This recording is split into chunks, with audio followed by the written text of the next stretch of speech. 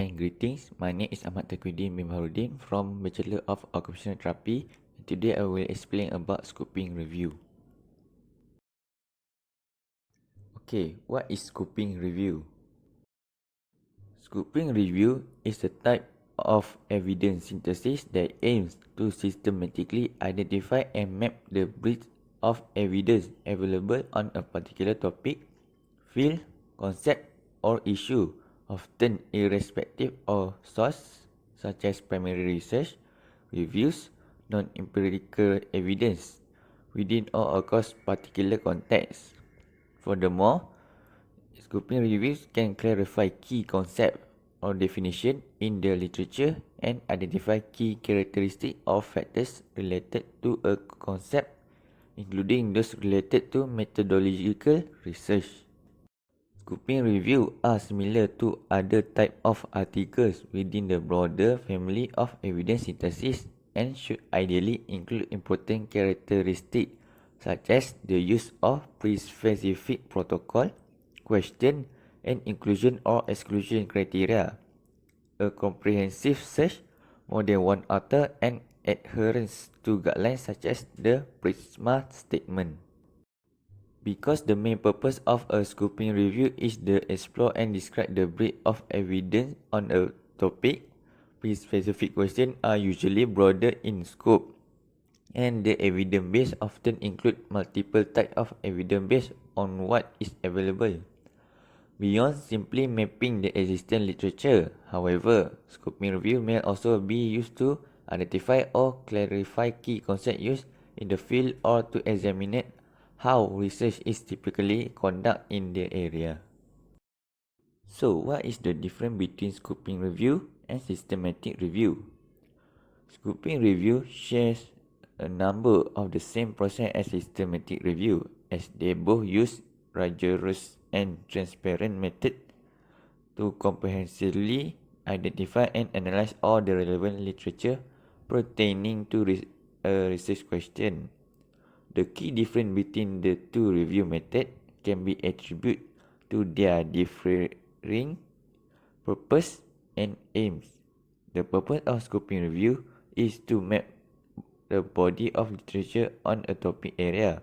The purpose of systematic review is to sum up the best available research on a specific question.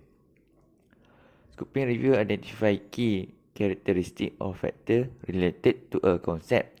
They do not produce statements to guide decision making. A scoping review seeks to present an overview of a potentially large and diverse body of literature pertaining to a broad topic. A systematic review attempts to collect empirical evidence from a relatively smaller number of studies pertaining to a focused research question. How to do scoping review? Step 1. Specify the research question.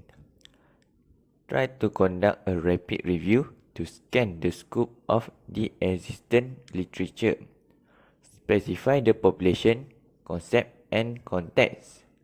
Try clearly state the research question and purpose. Use cues from the literature to assemble research team with the appropriate knowledge and expertise. Then identify author with expertise in the field of interest. Keep the process iterative. Then set a timeline and communication plan with the team members. Step 2. Identify relevant literature. Describe rationale for decision that limit scope, such as language or time frame. Invite a librarian to help guide the research. Then seek diverse published and unpublished sources such as internet, electronic database, or article references list. Use a research, clinical practice, policy framework to identify the knowledge and expertise of team members. Identify and reach out to potential expert consultant. Then create a prior scoping review protocol. Then consider using online management software such as RedCap. Train team member on how to use the online management software. Then determine the variable of interest for data extraction per the research question. Then discuss variable candidates with the research team. After that, develop a data charting frame. Consider incorporating quantitative and qualitative component. Step 3. Select study. Clearly define inclusion and exclusion criteria for title and abstract search and full text search. Assign a unique identifying number to each article to be included in the full text review. And assign at least 2 team members to independently review titles and abstracts for inclusion. Then specify the team member who will address any question that arise with the selection of title and abstracts. After that, assign 2 different team members to independently conduct a full text review for each article and a third person to address question or resolve discrepancies involving inclusion or exclusion. Then consider assigning team member to review articles that match their knowledge and expertise. After that, integrate some aspect of iterator reliability assessment such iterator agreement or a pull kappa during the study selection process.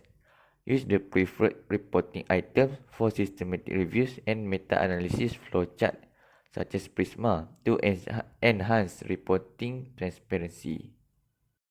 Step 4. Extracting, mapping and charting the data. Pilot the data extraction process with at least 2 team members prior to launching it across the entire team. Data analysis like quantitative such as numerical analysis, qualitative like specify qualitative method such as content analysis. Then consider side-by-side comparison of quantitative and qualitative data. Step 5. Summarize, synthesize and report the result.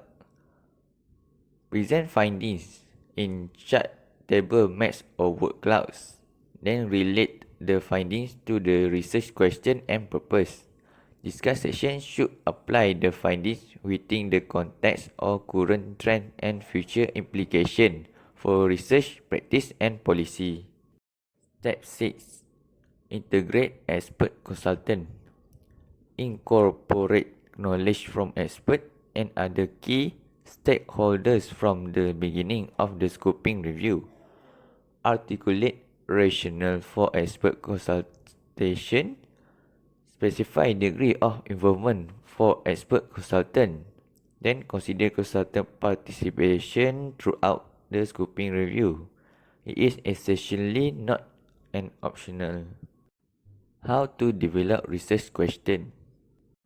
Firstly, determine the requirement. Before you can construct a good research question, you will need to determine the requirement of your assignment. Like what the purpose of this assignment?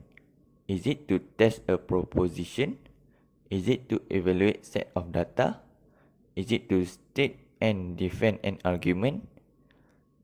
Try to check the assignment instruction and discuss the purpose with your tutor or the lecturer. Then, determine the purpose will help you to choose the most appropriate topic and word your question in the most useful way. Secondly, choose a topic. Have you been given a list of topics to choose from or can you choose all your own? Then check the assignment instruction and if you are still in doubt, discuss the requirement with your tutor or lecturer. The best approach is to choose a topic that you are interested in. Because if you are interested in your topic, you are more likely to invest more time, effort and creativity into your research and writing.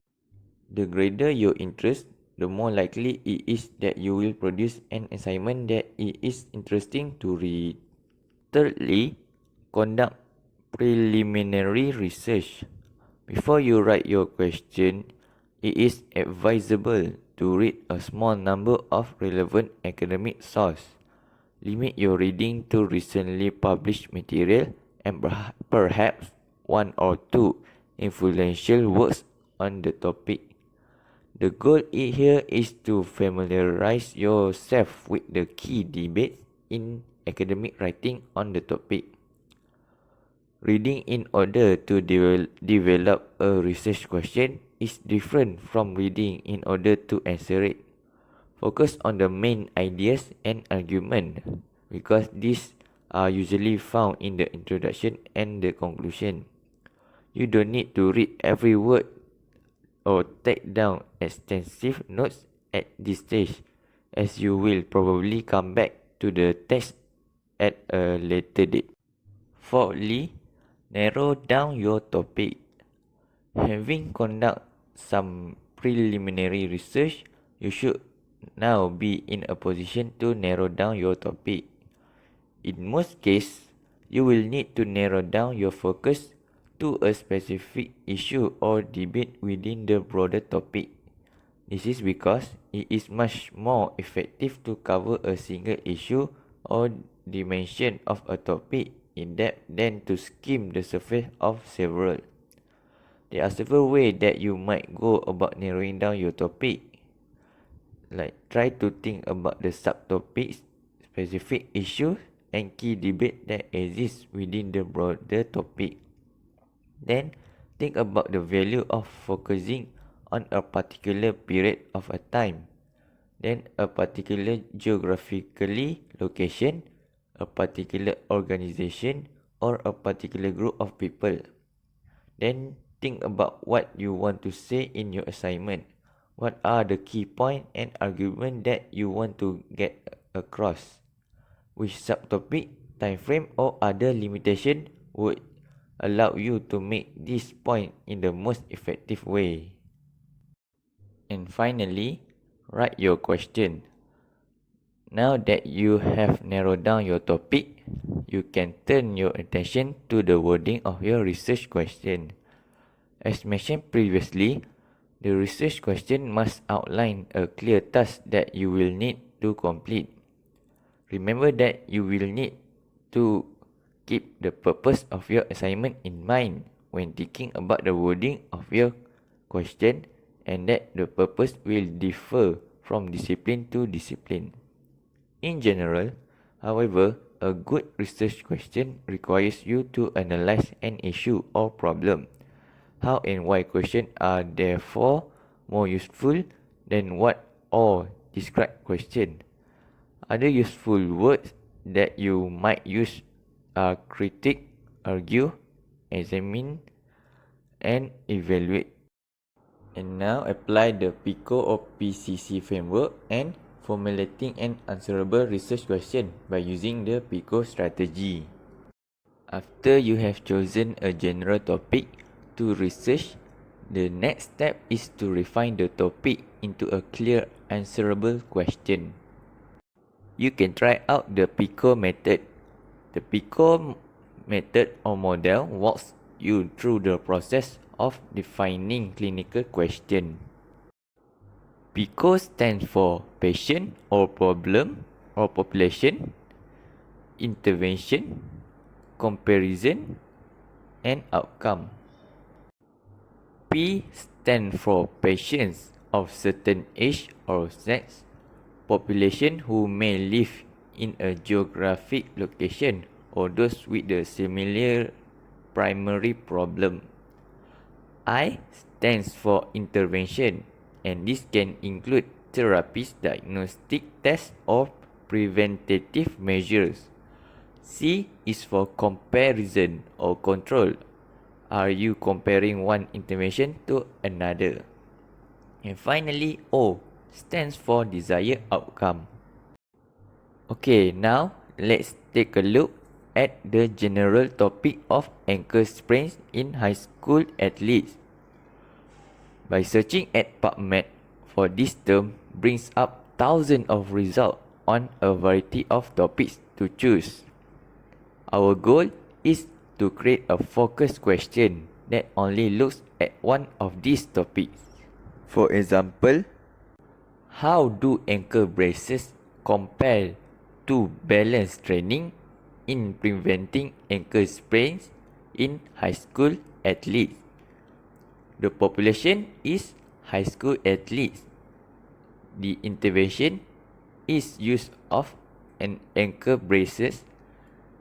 The comparison of balance training and the desired outcome is ankle sprain prevention. And that's all for today from me. Thank you.